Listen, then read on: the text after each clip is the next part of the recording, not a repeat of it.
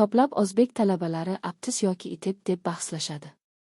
Keling, aniqlik kiritamiz, ayniqsa 1 darajasi yoki tez natija istasangiz. Aptis Britaniya Kengashi tomonidan Buyuk Britaniya. ITEP Amerika Boston Educational Services.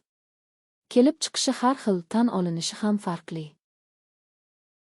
Aptis 2,5 soat nutq va yozishni chuqur baholaydi. ITEP esa 90 daqiqa tezroq, lekin nutq qismi unchalik og'ir emas.